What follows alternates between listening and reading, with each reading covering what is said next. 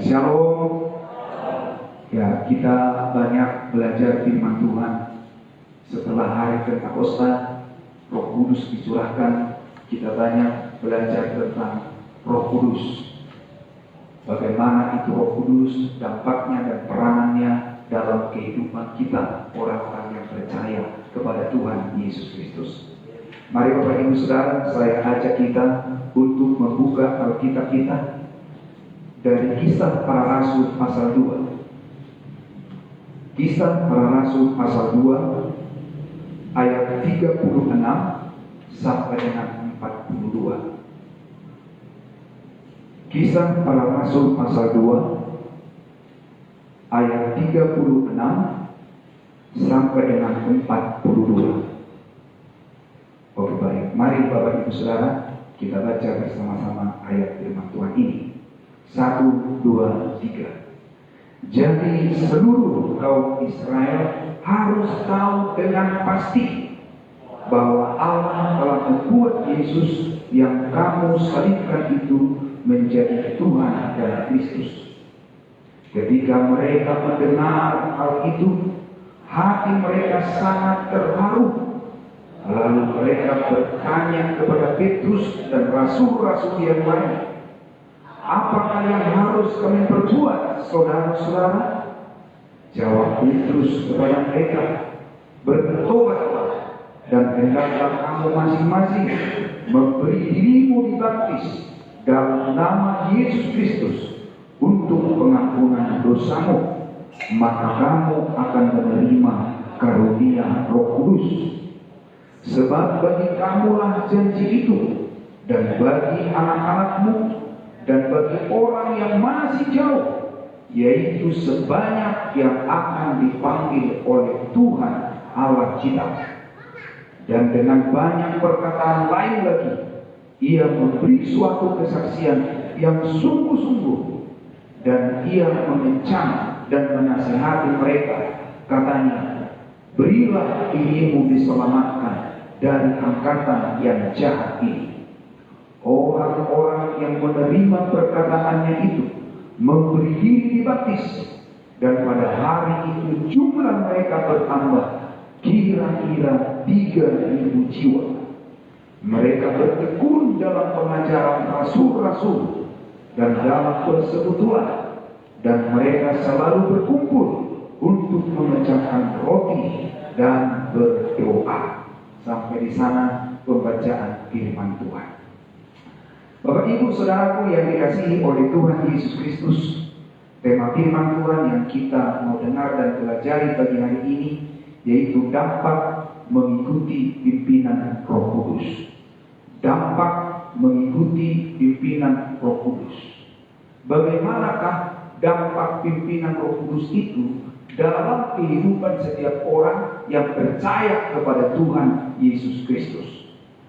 Kita sudah baca tadi Bapak Ibu Saudara bahwa setelah hari Pentakosta dicurahkan Roh Kudus, maka luar biasa karya Roh Kudus yang nyata dalam kehidupan orang-orang percaya yang berkumpul di Yerusalem.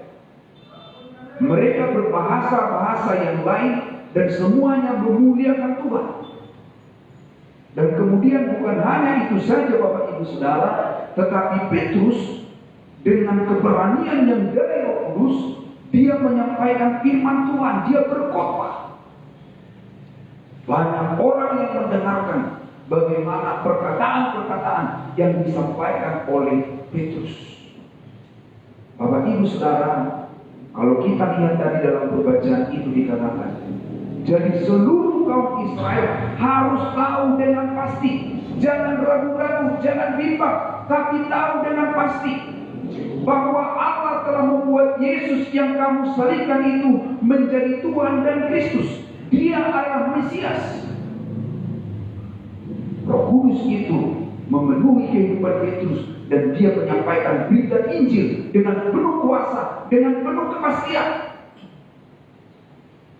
Dan kemudian dikatakan di sana, ketika orang banyak mendengarkan khotbah yang disampaikan oleh Petrus, dia menyampaikan dengan penuh kepastian tentang siapa Yesus Kristus itu.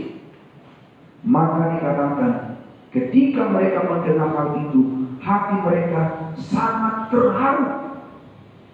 Ketika mendengarkan khotbah firman Tuhan itu, orang banyak hatinya sangat terharu. Hati mereka sangat tersentuh oleh firman Tuhan yang disampaikan oleh Petrus, sehingga menimbulkan suatu dorongan dalam hati mereka dengan berkata, saudara-saudara, apa yang harus kami perbuat?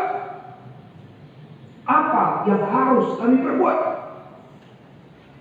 Jawab Petrus kepada mereka, bertobatlah dan hendaklah kamu masing-masing memberi dirimu dibaptis dalam nama Yesus Kristus untuk pengampunan dosamu, maka kamu akan menerima karunia Roh Kudus. Sebab bagi kamulah janji itu, dan bagi anak-anakmu, dan bagi orang yang masih jauh, yaitu sebanyak yang akan dipanggil oleh Tuhan Allah kita. Bapak Ibu Saudara, kita melihat di sini bagaimana jawaban dari Petrus ketika orang banyak yang sudah tersentuh hatinya akan firman Tuhan yang disampaikan. Saudara-saudara, apa yang harus kami perbuat? Dikatakan, berilah dirimu dibaptis, bertobatlah, dan kamu akan menerima karunia Roh Kudus. Sebab kepada kamulah janji itu, bahkan kepada sebanyak mungkin orang yang masih jauh ke depan, yang akan dipanggil, dipilih oleh Allah, oleh Yesus Kristus Tuhan kita. Bapak Ibu dan saudaraku yang dikasihi oleh Tuhan Yesus Kristus, dikatakan tadi dalam ayat itu bahwa orang yang percaya kepada Tuhan Yesus menerima karunia Roh Kudus. Artinya setiap orang yang percaya kepada Yesus Kristus, kepadanya dikaruniakan Roh Kudus, kepada kita diberikan Roh Kudus ada dalam kehidupan kita. Dan dengan demikian Bapak Ibu Saudara, orang-orang yang sudah mendengarkan firman Tuhan itu tadi dan mendengarkan jawaban Petrus ketika mereka bertanya apa yang harus kami perbuat, maka dikatakan orang-orang yang menerima perkataan itu memberi diri dibaptis, dan pada hari itu jumlah mereka bertambah kira-kira 3.000 jiwa. Wah, luar biasa Bapak Ibu Saudara. Mereka memberi diri dibaptis kira-kira 3.000 jiwa.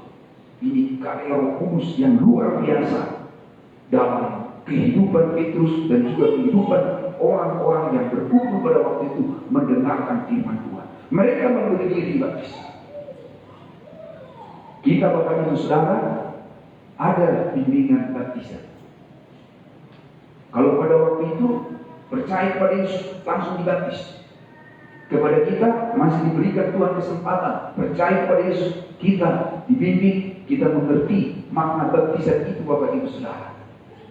Nah puji Tuhan, sampai hari ini dari jemaat Tuhan sudah ada 6 orang yang mengisi formulir untuk dibimbing dalam baptisan air. Puji Tuhan, minggu-minggu yang akan datang ini akan dimulai bimbingan baptisan dengan beberapa materi supaya benar-benar sungguh memahami tentang kepastian keselamatan, apa itu makna baptisan, apa tanggung jawab sebagai orang percaya. Minimal hal itu harus tahu sebagai pembelajaran dasar bagi setiap kita yang percaya kepada Tuhan Yesus Kristus. Puji Tuhan. Jadi orang-orang yang 3.000, yang kira-kira 3.000 jiwa ini, setelah mereka memberi diri dibaptis Bapak Ibu Saudara, mereka diberi kasih karunia yaitu Roh Kudus. Roh Kudus ada dalam hidup mereka. Walaupun mereka tidak lagi ditulis di sini menerima seperti saat cara hari Pentakosta. Kalau di hari Pentakosta itu yang berkumpul orang-orang percaya, maka dikatakan maka turunlah bunyi seperti tiupan angin yang keras dari langit, dan kemudian hinggaplah kepada mereka seperti lidah-lidah api. Ini pengalaman para murid dan juga orang-orang yang percaya pada waktu itu yang berkumpul di Yerusalem. Tapi kemudian dalam pemberitaan Injil khotbah yang disampaikan oleh Petrus, kira-kira 3.000 jiwa ini tidak lagi ada ditulis mereka punya pengalaman seperti itu. Tetapi yang jelas sebagaimana disampaikan oleh Petrus, orang yang percaya kepada Yesus diberi karunia Roh Kudus. Diberikan Roh Kudus kepada setiap orang yang percaya kepada Yesus. Jadi kepada kita semua Bapak Ibu Saudara ada Roh Kudus, diberikan kepada kita Roh Kudus. Sekarang yang sangat menarik yang kita mau pelajari dari firman Tuhan ini Bapak Ibu Saudara, bagaimana dampak pimpinan Roh Kudus dalam kehidupan orang-orang percaya. Bagaimana dampaknya ketika mereka mengikuti pimpinan Roh Kudus itu? Maka dikatakan di sana ayat 42, mereka bertekun. Ada kata bertekun di situ, Bapak Ibu. Apa itu kata bertekun? Kalau bertekun itu dalam diambil dari bahasa Yunani itu epimeno. Epimeno itu kalau dipelajari artinya bertekun itu artinya memiliki arti tetap setia. Itu bertekun. Selain tetap setia, tetap bertahan. Kemudian artinya juga teguh. Dan arti bertekun itu pantang menyerah dalam mencapai tujuan. Jadi itu bertekun. Mereka tetap setia, mereka tetap teguh, dan kemudian pantang menyerah. Haleluya, puji Tuhan. Dikatakan dari mereka bertekun. Mereka bertekun, mereka tetap setia, mereka tetap teguh. Dalam hal apa, Bapak Ibu Saudara? Itulah yang mau kita lihat pada saat ini.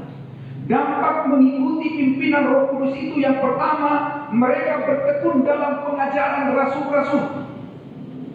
Mereka setia, mereka teguh untuk memiliki suatu kerinduan yang besar mendengarkan pengajaran firman Tuhan. Roh Kudus itu, Bapak Ibu Saudara, memimpin mereka untuk suka mendengarkan firman Tuhan, pengajaran rasul-rasul.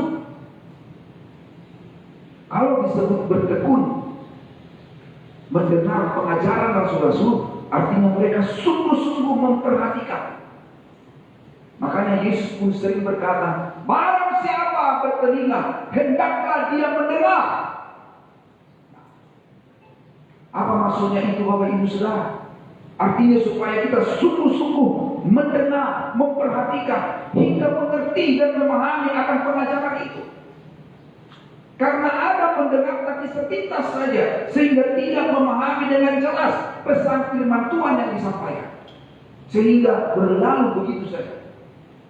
Tapi dikatakan di sini mereka bertekun dalam pengajaran rasul-rasul. Artinya mereka suka mendengarkan firman Tuhan. Mereka memperhatikan firman Tuhan. Mereka mengamati firman Tuhan. Mereka mendalami firman Tuhan. Hingga iman timbul dalam hidup mereka. Dan akhirnya itu membawa perubahan dalam seluruh aspek kehidupan mereka. Firman itu mengubah kehidupan orang-orang yang percaya kepada Tuhan Yesus. Jadi Bapak Ibu Saudara, dampak kita mengikuti pimpinan Roh Kudus, kita suka pengajaran firman Tuhan. Itu maksudnya. Pengajaran firman Tuhan, baik secara pribadi Bapak Ibu Saudara suka belajar firman Tuhan, baik melalui media sosial juga tentang firman Tuhan juga belajar dengarkan.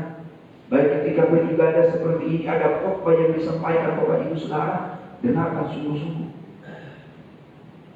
Tidak selamanya juga seperti saya ini menyampaikan firman Tuhan. Ada saatnya saya duduk Bapak Ibu Saudara, dan siapapun yang berkhotbah di sini, saya mendengar dengan sungguh-sungguh apa yang disampaikan firman Tuhan itu. Dan itu sangat membawa pengaruh dalam hidup kita, memberkati kita. Itu Bapak Ibu Saudara. Siapapun yang menyampaikan firman Tuhan, hamba Tuhan, pelayan Tuhan, kita dengarkan firman Tuhan yang disampaikan itu Bapak Ibu Saudara. Kita memahaminya, kita menghayatinya, sehingga itu membuat iman kita bertumbuh. Firman Tuhan itu memuaskan hidup kita Bapak Ibu Saudara. Dan firman Tuhan itu membuat pertumbuhan dalam batinnya kita. Semakin bertumbuh dalam iman, akhirnya menghasilkan buah-buah yang memuliakan Tuhan. Firman Tuhan itu sangat besar dampaknya. Dalam 2 Timotius pasal 3 ayat 16. 2 Timotius 3 ayat 16 dikatakan seperti ini. Segala tulisan yang dihafalkan Allah memang bermanfaat untuk mengajar, untuk menyatakan kesalahan, untuk memperbaiki kelakuan, dan untuk menjadi orang dalam kebenaran. Luar biasa.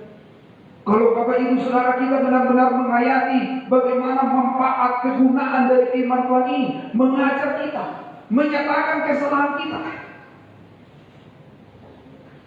memperbaiki kelakuan kita, dan mendidik kita dalam kebenaran. Firman Tuhan ini Bapak Ibu Saudara.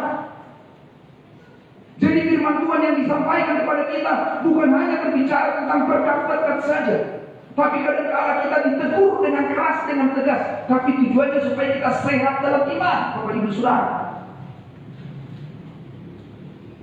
Makanya kadang dikatakan firman Tuhan itu seperti palu, firman Tuhan itu seperti api yang membakar, sehingga karat-karat itu tanggal, hilang. Jadi Bapak Ibu Saudara, firman Tuhan itu memang ada yang lembut, tapi ada yang tegas dan keras. Tapi tujuannya adalah supaya membuat kita sehat dalam iman. Itu Bapak Ibu Saudara. Jadi bukan berarti Bapak Ibu Saudara akhirnya tersinggung kepada pendeta. Khotbahnya dia dikali ke saya saja. Bukan Bapak Ibu Saudara. Sebenarnya kalau kami pengkhotbah ini, firman Tuhan itu pertama ditujukan kepada kami. Sangat berat tanggung jawab sebagai penyampaikan firman Tuhan sebagai pengkhotbah Bapak Ibu Saudara. Karena semua yang disampaikan itu lebih dulu menghantam kami sebenarnya. Kita sama-sama berdoa, kita sama-sama belajar Bapak Ibu yang dikasihi oleh Tuhan. Jadi orang-orang yang lebih 3.000 orang ini, mereka bertekun dalam pengajaran rasul-rasul. Mereka diajar, mereka dinasihati, mereka dibimbing, mereka ditegur.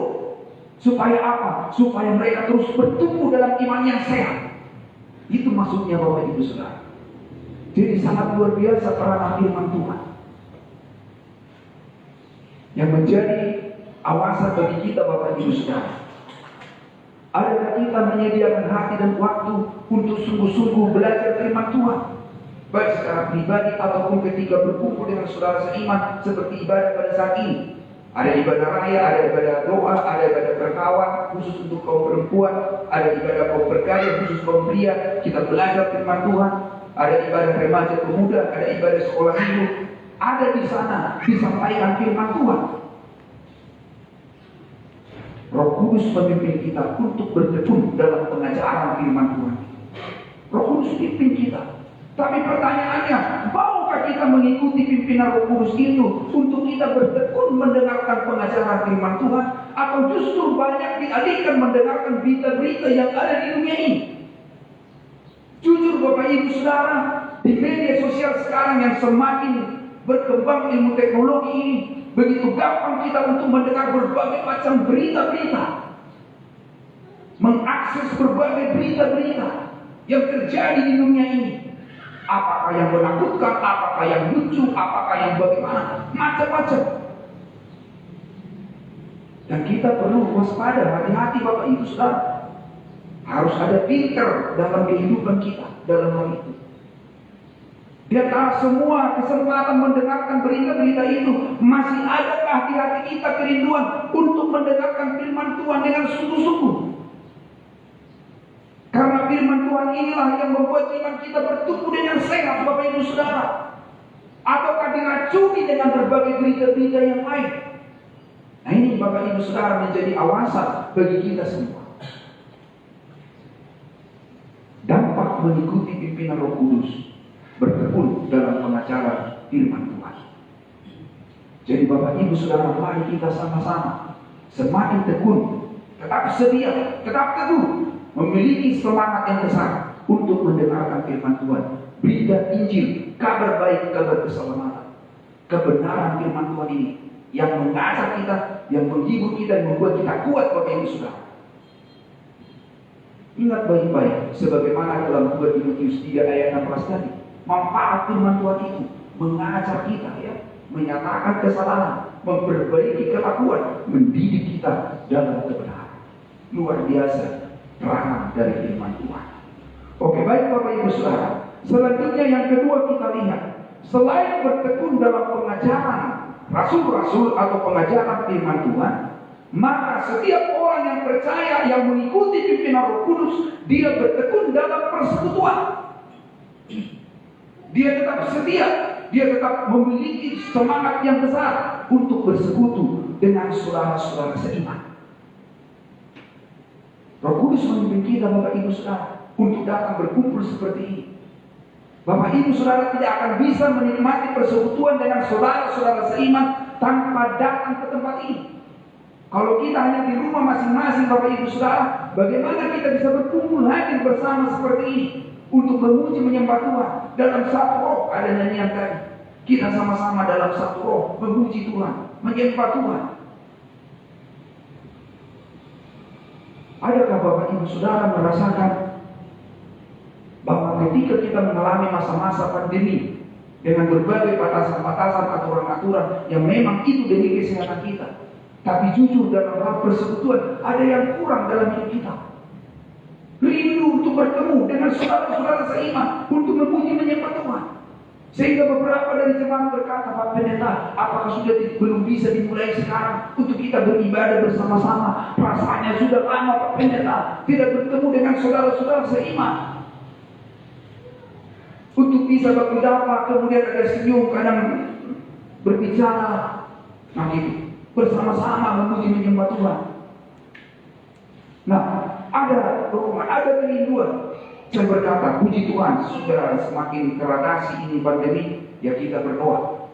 Nah, kita bertemu dengan pengurus jemaat, kemudian kita share dengan berdoa, dengan melihat pertimbangan berbagai hal, bagaimana, oh sudah bisa kita mulai. Oh puji Tuhan. Kemudian kita datang beribadah Bapak Ibu Saudara, bersekutu, memuji menyembah Tuhan. Roh Kudus memimpin kita untuk bertekun dalam persekutuan. Sekalipun kita dari berbagai suku dengan berbagai perbedaan-perbedaan, tapi kita satu roh, yaitu Roh Kudus yang dikaruniakan kepada kita, satu iman, satu kasih. Yesus, betapa Bapak Ibu Saudara mengalami suatu kepuasan dalam hidup kita ketika kita bertemu seperti saat ini. Kita bisa saling melihat, Bapak Ibu Saudara, saling menyapa. Ada kepuasan tersendiri dalam hidup kita sebagai orang-orang percaya. Memang Bapak Ibu Saudara, kadang-kala ada saat-saat di mana kita tidak selamanya begitu bebas untuk bisa bersekutu bersama seperti ini. Oleh karena beberapa hal, bisa saja oleh karena penganiayaan, sehingga tidak bisa begitu bebas lagi. Tetapi walaupun demikian, kalau kita baca dalam kisah para rasul, sekalipun ketika mengalami penganiayaan, mereka memiliki suatu kesempatan untuk berkumpul di rumah siapa? Untuk bisa berdoa bersama memuji Tuhan.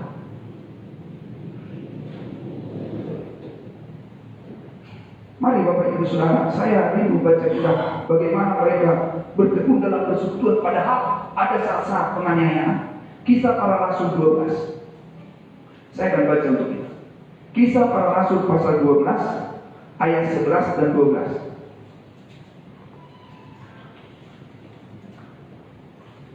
Di sini tema perikopnya itu Yakobus mati karena ini dibunuh waktu itu oleh Raja Herodes, ya. Pada waktu itu Raja Herodes mulai bertindak dengan keras terhadap beberapa orang dari jemaat. Ia menyuruh membunuh Yakobus, saudara Yohanes, dengan pedang. Jadi Yakobus mati, dibunuh. Ini penganiayaan terhadap rasul, terhadap orang-orang percaya pada waktu itu. Petrus pun ditangkap dan dimasukkan dalam penjara dengan penjagaannya ketat. Dan akan tiba giliran Petrus yang akan mengalami mati syahid. Tetapi ada suatu keajaiban yang luar biasa. Dikatakan dalam ayat yang ke-9, saya baca. Lalu ia mengikuti malaikat itu keluar, dan ia tidak tahu bahwa apa yang dilakukan malaikat itu sungguh-sungguh terjadi. Sangkanya ia melihat suatu penglihatan. Setelah mereka melalui tempat kawal pertama dan tempat kawal kedua, sampailah mereka ke pintu gerbang besi yang menuju ke kota. Pintu itu terbuka dengan sendirinya bagi mereka. Sesudah tiba di luar, mereka berjalan sampai di ujung jalan, dan tiba-tiba malaikat itu meninggalkan dia. Ayat 11 dan 12, perhatikan di sana. Kemana dia pergi? Petrus ini dan teman-teman. Dan setelah sadar akan dirinya, Petrus berkata, sekarang tahulah aku benar-benar bahwa Tuhan telah menyuruh malaikatnya dan menyelamatkan aku dari tangan Herodes dan dari segala sesuatu yang diharapkan orang Yahudi.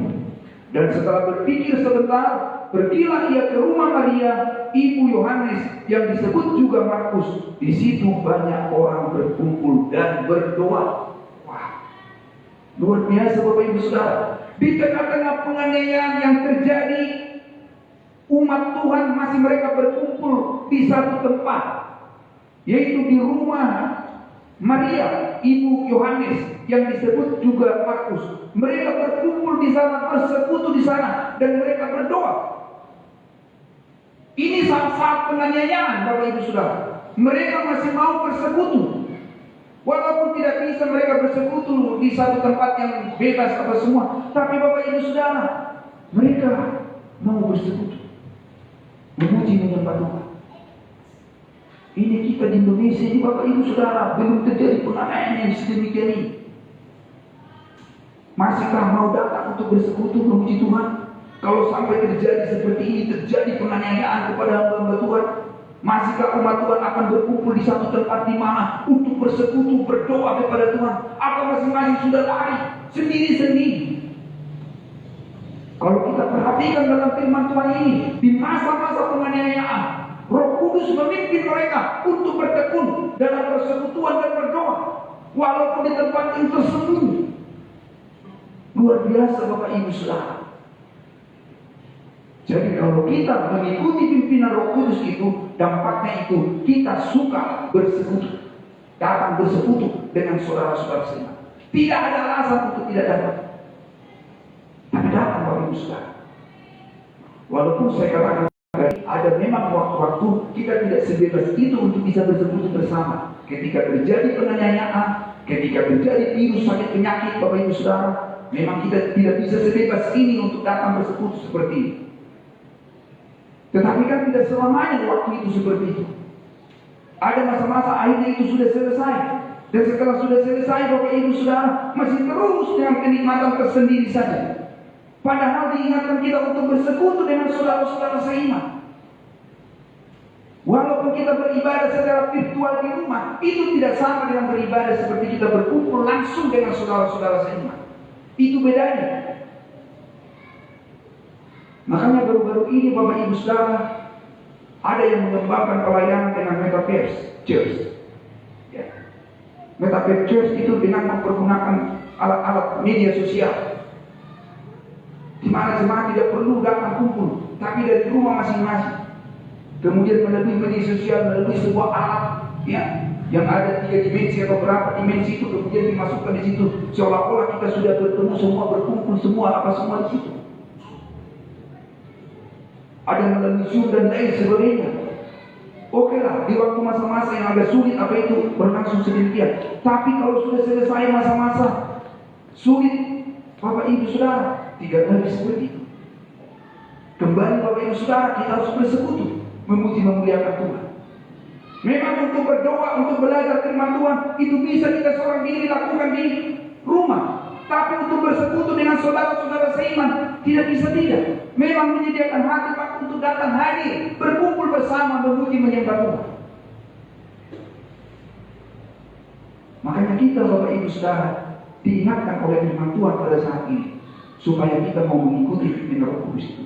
Ketika kita berkumpul Bapak Ibu Saudara, bukan hanya kita bersekutu sesama kita saja, tetapi persekutuan kita adalah persekutuan dengan Allah, persekutuan dengan Bapa, persekutuan dengan Yesus yang kita percaya.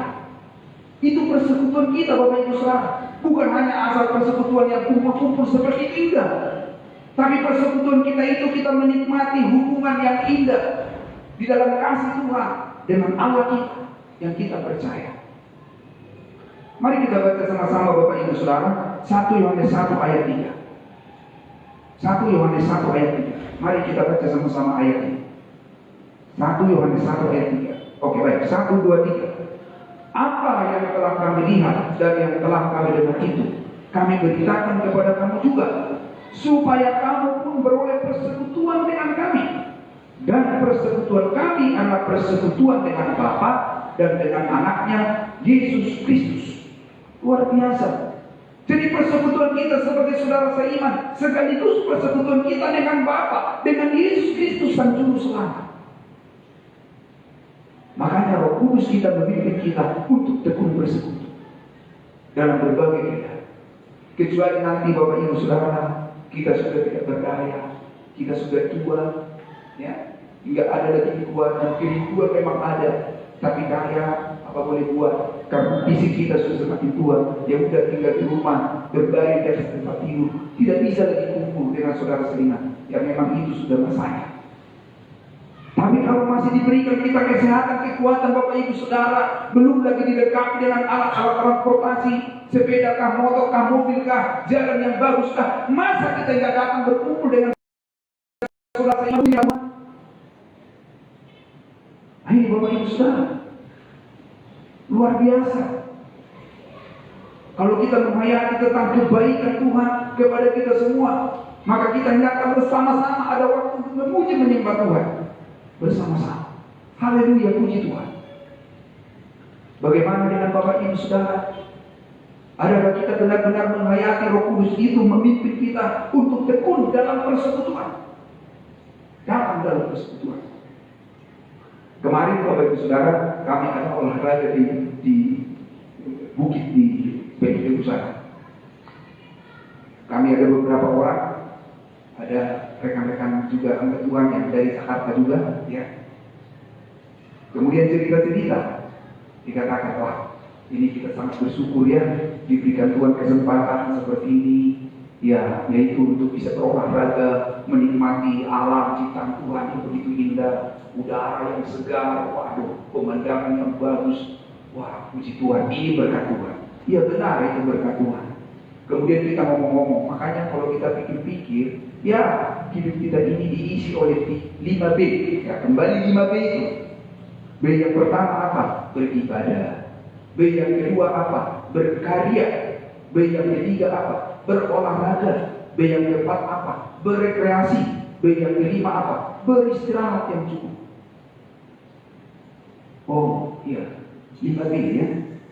Tapi kalau kita evaluasi diri kita dari antara 5B itu, di mana terlalu banyak habis waktu kita? Saya kan kemarin. Kemudian terlalu banyak kita di B yang kedua itu, yaitu berkarya, bekerja. Kadang kita lupa untuk beribadah. Waktu untuk beribadah tidak, karena mau bekerja, berkarya, karena ada target-target yang harus dicapai. Sampai olahraga pun tidak ada lagi. Sampai rekreasi pun bersama istri, bersama anak, bersama mertua sudah tidak ada lagi. Sibuk bekerja. Beristirahat pun kurang. Karena apa? Dipacu harus selesaikan ini, selesaikan itu. Istirahat pun kurang. Lama-lama mulai panas dingin harus semua. Jadi kalau gitu bagaimana? Kita berdoa, Roh Kudus tolong kita untuk bisa mengelola waktu yang Tuhan berikan ini, untuk kita beribadah, berkarya, berolahraga, berekreasi, dan juga beristirahat. Sehingga dengan demikian kita melakukan tanggung jawab kita dengan lebih efektif lagi. Ya, terus kemudian cerita teman ini, dia Pak Imon, dia bilang, ya ini saya mengamati ya. Kalau sudah semakin tua, yang paling banyak itu bermasalah. Yang paling banyak bermasalah itu di kaki, katanya. Yang paling banyak bermasalah itu di kaki. Ya. Makanya kita harus jaga kaki kita apa gitu ya. Nah gitu. Terus bagaimana? Aika bercerita Bapak Ibu Saudara. Terus bagaimana kalau kaki kita dia? Karena kalau sudah kaki kita ini mau pergi kemana apa itu sudah nggak bisa lagi. Akhirnya sambil bercerita, berarti kalau begitu, kalau sekarang kan kita masih bisa jalan, kemudian kan kita masih bisa lari-lari, tapi kalau nanti suatu saat, itu waktunya sudah semakin dekat katanya. Kalau sudah karena ini sudah dekat. Nah.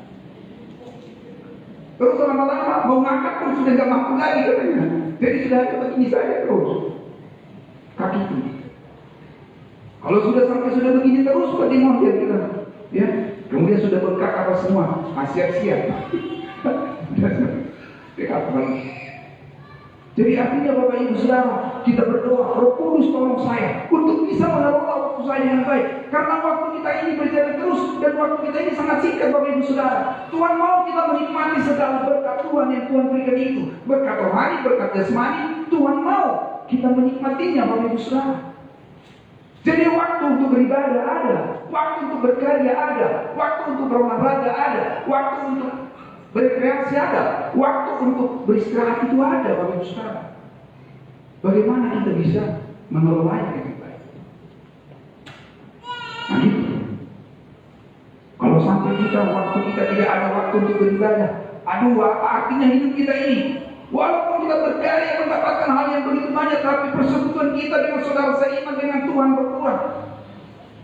Kurang. Ada sesuatu yang hilang, yang kurang dalam hidup kita. Tapi kita lihat di sini Bapak Ibu Saudara, orang-orang yang percaya ini mereka bertekun dalam persekutuan. Jadi kalau kita mau mengikuti pimpinan Roh Kudus, dampaknya itu suka dalam persekutuan, datang dalam persekutuan. Dan kemudian yang ketiga Bapak Ibu Saudara, bertekun dalam memelihara kerukunan. Bertekun dalam memelihara kerukunan. Karena dikatakan tadi di dalam ayat itu Bapak Ibu Saudara, ayat 42 itu, mereka bertekun dalam pengetahuan rasul-rasul, dalam persekutuan, dan mereka selalu berkumpul. Ya. Selalu berkumpul ini artinya Bapak Ibu Saudara, mereka memelihara kerukunan. Karena kalau nggak ada kerukunan tidak mungkin berkumpul. Bagaimana orang yang tidak rukun berkumpul? Nggak mungkin. Itu seperti apa? Tapi kalau orang yang hidup rukun pasti berkumpul, suka berkumpul. Nah, mereka dikatakan mereka bertekun, berkumpul, memelihara kerukunan. Dan ketika mereka berkumpul, apa yang mereka lakukan? Ada perjamuan kasih dan ada perjamuan kudus. Ini luar biasa Bapak Ibu Saudara. Mereka berkumpul memecahkan roti. Ada mereka. Dan kemudian kalau kita lihat Bapak Ibu Saudara, di ayat yang ke-46 dikatakan di sana, dengan bertekun dan dengan sehati mereka berkumpul tiap hari dalam hadirat Allah. Mereka memecahkan roti di rumah masing-masing secara berdiri dan makan bersama-sama dengan gembira dan dengan tulus hati. Jadi ada waktu berkumpul di bait Allah, ada waktu berkumpul di rumah masing-masing secara berdiri. Wah, ini luar biasa ini Bapak Ibu Saudara. Ada perjamuan kudus dan ada perjamuan kasih. Kalau di gereja kita perjamuan kudus sekali 1 bulan, setiap minggu pertama kita ada perjamuan kudus. Kemudian Bapak Ibu Saudara, ada waktu kita untuk berkumpul bersama. Untuk kita ibadah doa hari Selasa, khusus untuk berkawal, hari Jumat, ya. Kemudian juga berkarya, ada berkumpul Bapak Ibu Saudara. Selain kita bersekutu, kemudian ada perjamuan kasih. Nah, mereka membawa berkat dan menikmati bersama-sama dalam kerukunan itu, dalam perkumpulan itu. Ada perjamuan kasih. Luar biasa ini Bapak Ibu Saudara. Beberapa bulan ini kita tidak ada di air minum gelas, ya. Kalau latihan musik atau apa itu. Karena apa? Karena ada jemaat yang Tuhan taruhkan hatinya untuk memberikan 55 dus air minum gelas itu. Ya, saya bilang memuji Tuhan. Ya. Tuhan kerahkan hatinya, dia mau kasih. Ya puji Tuhan. Banyak lagi Bapak Ibu Saudara yang bisa diberikan. Ada juga yang memberikan, ada yang memberikan pisang kepok, ya kan? Bapak Ibu, itu namanya kalau memelihara kerukunan itu. Ya, ada berkat. Ada yang bawa jalan kote, ada yang bawa apa ini? Butuh kandel, ya.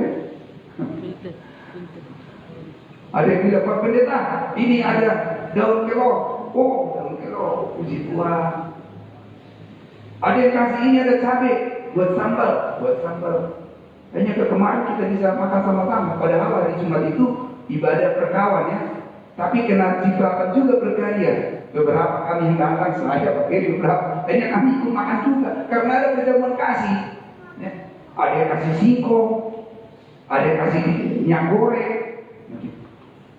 Itu Bapak Ibu Saudara, salah satu bukti bagaimana kita memelihara kerukunan. Coba kalau kita tidak rukun Bapak Ibu Saudara. Kata-kata saya tidak rukun dengan Bapak Ibu apa itu. Masa Bapak Ibu mau kasih pisang kepok sama saya? Ya kan? Enggak usah. Padahal kasih dia ancam. Dia apa semua. Tapi kalau kita hidup rukun Bapak Ibu Saudara, Roh Kudus memimpin kita untuk hidup dalam kerukunan. Suka kita memberi, memperhatikan antara seorang dengan yang lain. Iya. Nanti hari Jumat ini berkarya, ya, ibadah berkarya, kaum pria.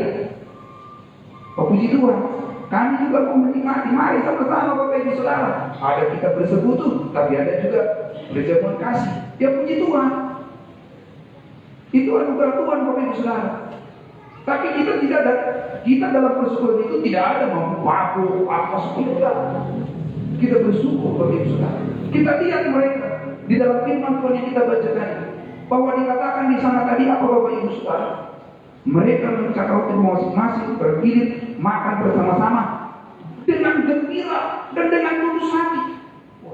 Gembira, walaupun yang kita makan pisang goreng, ya walaupun yang kita makan singkong goreng, Bapak Ibu Saudara, tapi rasanya sangat nikmat Bapak Ibu yang dikasih Tuhan. Kita menikmatinya dengan gembira, dengan tulus hati. Ini hal yang perlu kita pelihara Bapak Ibu yang dikasih Tuhan. Baik dalam rumah tangga kita ada saatnya bersama-sama menikmati berkat Tuhan, ataupun komunitas orang-orang percaya.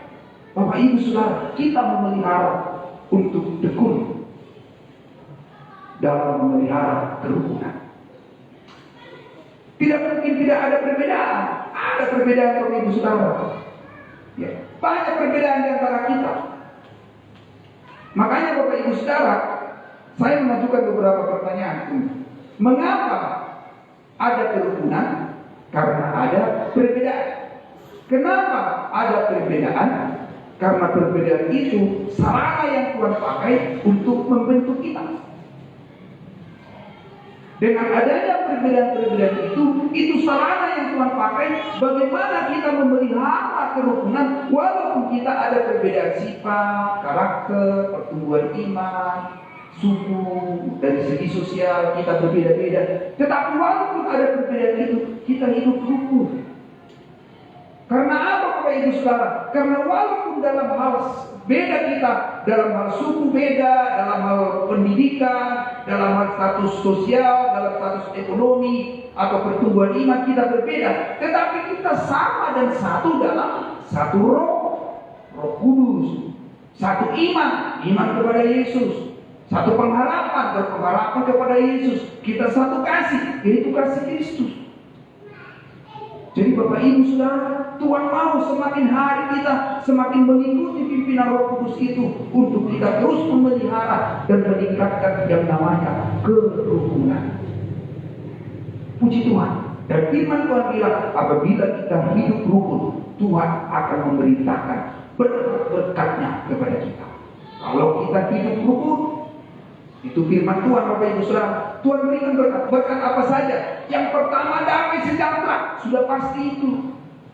Kalau orang hidup rukun dipenuhi dengan damai sejahtera, itu berkat yang tidak bisa dibeli. Hidup rukun, ada damai sejahtera, ada sukacita, itu sudah pasti berkat yang Tuhan berikan. Belum lagi akhirnya kita bisa bersinergi bersama-sama untuk melakukan sesuatu untuk kemajuan dan kita nikmati bersama.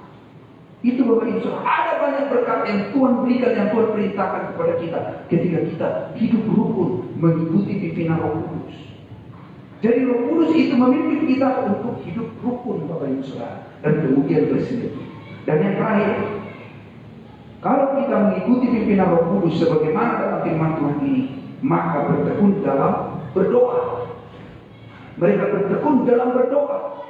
Karena apa Bapak Ibu Saudara? Menyadari bahwa berdoa itu, kalau kita berdoa, disitulah letak kekuatan kita. Dan ketika kita berdoa Bapak Ibu Saudara, di situ kita benar-benar menghayati relasi hubungan kita dengan Tuhan. Waduh. Dan ketika kita menang dalam doa, menang dalam segala perkara. Karena apa Bapak Ibu Saudara? Dengan doa yang kita panjatkan kepada Tuhan, doa itu tidak bisa dibatasi oleh apapun. Jadi kita dipimpin oleh Roh Kudus untuk tekun berdoa. Orang-orang yang memberi diri dibaptis, yang percaya kepada Yesus itu, mereka bertekun dalam pimpinan Roh Kudus itu. Yaitu salah satunya juga berdoa. Mereka berdoa. Baik berdoa secara pribadi maupun berdoa dengan saudara-saudara seiman. Nah kita di sini Bapak Ibu Saudara ada hari Selasa juga ibadah doa. Silakan Bapak Ibu Saudara. Roh Kudus memimpin kita untuk datang berdoa bersama-sama memuji Tuhan. Kalau mau juga Bapak Ibu Saudara, setiap pagi kurang lebih jam 5 pagi selalu ada doa di sini, di tempat kita ini. Dari hari Senin sampai hari Sabtu, kurang lebih jam 5 pagi ada doa. Terbuka untuk Bapak Ibu Saudara. Kalau mau datang silakan. Ya, tinggal dihubungi saja, kita buka pintu gerbang sana. Ya kan? Kemudian kita bersekutu bersama, berdoa Bapak Ibu Saudara. Jadi kalau rata-rata kalau seperti ya, saya ya jam 4, jam setengah 5 paling tidak sudah bangun. Kemudian setelah itu sudah membagikan renungan di WA.